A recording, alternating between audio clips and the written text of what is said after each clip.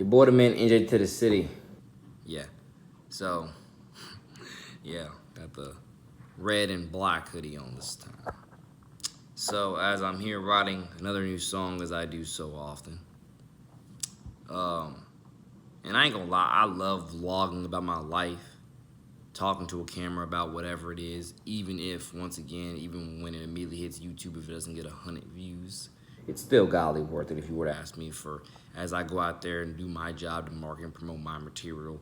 Um, over time, it gets 1 view, it gets 2 views, it gets whatever round. Keeps on adding up and so on and so on.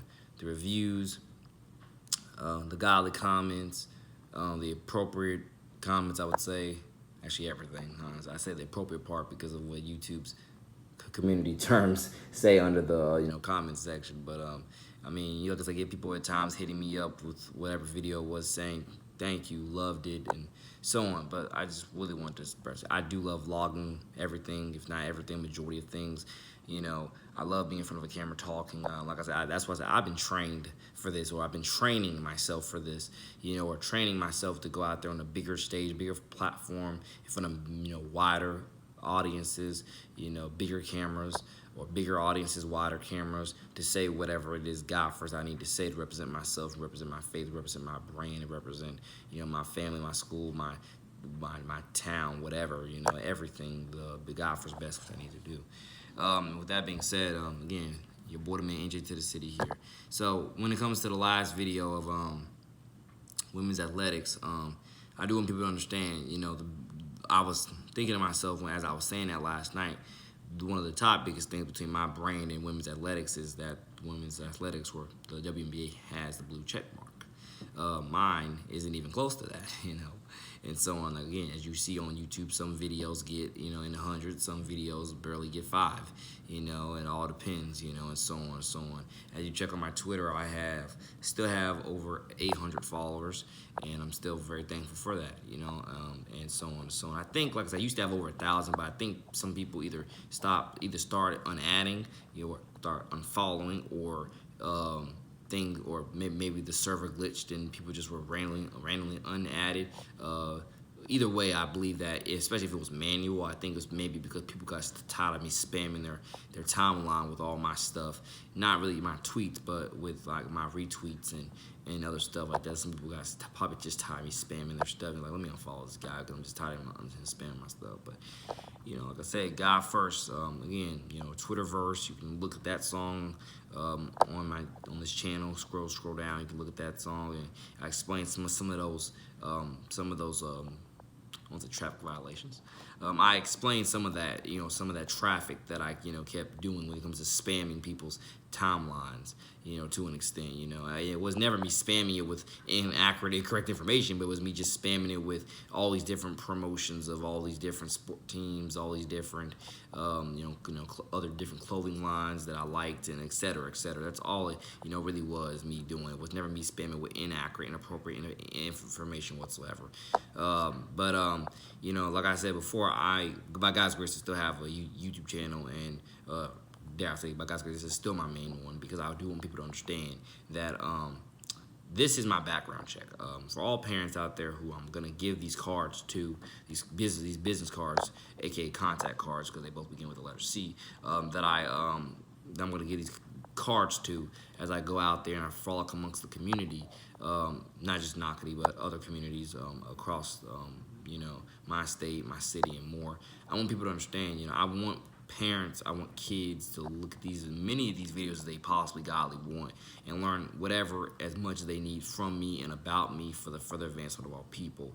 This is a part of my background check, which is why God first try to put out the best of what I can. Sometimes it can't be always politically correct, which is what I say in one of my various videos on this channel over this whole year thus far, is that not everything I say can be most politically correct. It just can't be, because I love my professional perfect persona, but I ain't gonna lie, sometimes I need to tone it down and give you some blah moments of like, hey, I got some tough, hard-nosed, gritty, grindy opinions, that I'm passionate about, that you need to know, you need to hear, and you need to make up your mind, whether you're, with it or against it, whether you love me or respect me, or whether you are just on the verge, or whatever it is, that you're thinking about with watching some of the videos and hearing some of my opinions. I just know it's not my, as a professional people person, it's my job indeed to be real, be authentic, but as well be humble and righteous. But also as a Christian truther and a few other things I can name there, it is my job as well to be brutally blunt honest with some of these opinions, with respect and character, just, because I want people to understand, thank you if you think I'm perfect, but I can assure you I ain't perfect. I got my flaws, I got my issues, I have some of these opinions that, like I said before, you might not always agree with, but I definitely have them, and I thought about them, and I meditate on them, and I believe in them, and I want to constructively categorize and analyze them for you so you can hopefully understand, and so on. My life, my brand is not about being perfect. This life and this brand for me is just about representing Christ the best. It is about representing my community the best. It is about giving back to other communities the best. It is about, getting everybody closer to Jesus. It is about giving back to these kids the best. And it is about, actually everything I just named, maybe a few other things that I can possibly make up in my head, but definitely those are some of the core key values of my life and this brand of which I'm building and or have built, and life that I'm living. Not everything is going to be hard-nosed, not everything's going to be loud, not everything's going to be obnoxious, but some things have to be to show you different sides of who I am and what I believe in and how I carry myself. I'm thankful to be professional. I'm thankful to, at times in some people's eyes be considered perfect, but I can assure you, again, for the most part, I am absolutely not. I am flawed. I am overall a saint, but I'm still a sinner, and I am definitely overall blessed, and I have a lot to give to this fallen world to help uplift it in Christ's name. And so with that being said, like I look forward to this softball game that we got this upcoming weekend with Stealth, and next weekend after this weekend, because I'm super excited for all this summer action, all these summer sports. Let's get things back up in the flow of things. And again, like I think I tweeted out, if you can follow me at NJ number 2 the city on Twitter, I literally say to Pete, I literally tweeted it out.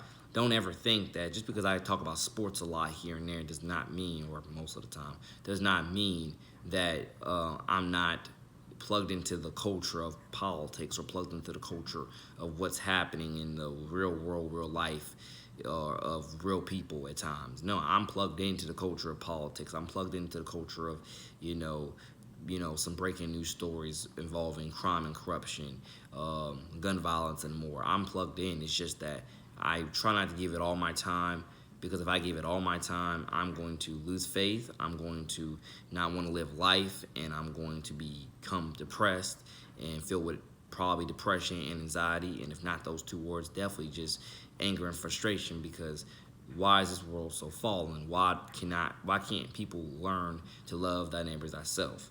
So it's like saying, if I dive too deep into politics, or I'll dive too deep into crime and corruption, gun violence, and more, I'm going to lose faith. I can assure you that I'm going to believe this world is darker than what it is, and I'm almost every other day of my life, I'm trying to figure out whether it's a 1% of really, really good people out there, or is it a 1% of really bad people, like, out there.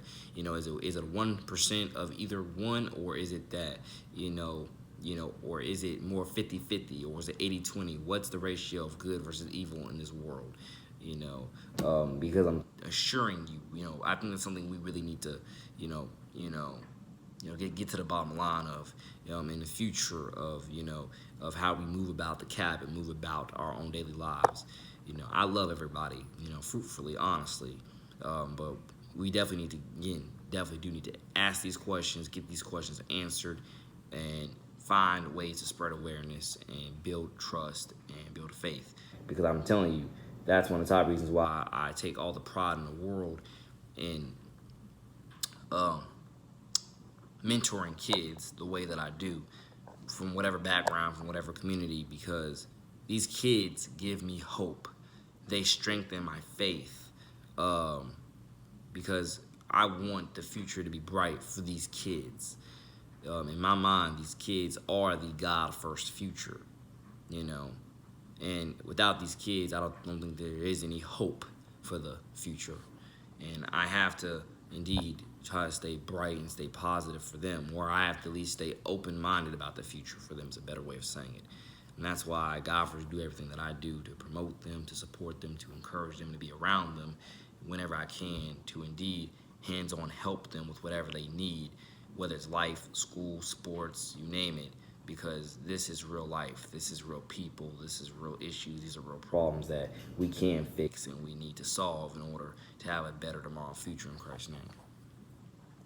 So yeah, other than that, one of the other biggest, 'cause I think I've been really soft-spoken this entire video. Wow, kind of contrary to the other videos that I've been posting, isn't it, right? I think. But one other top biggest difference between, yeah, the WNBA and me is they got that blue check mark. I don't have close to it. And also obviously they have, you know, a ton more followers than I do, you know, but dare I say, it's amazing you got all those followers and you still can barely fill up half an arena. Just to throw that little pun in there, or just to throw that little tack in there or whatever.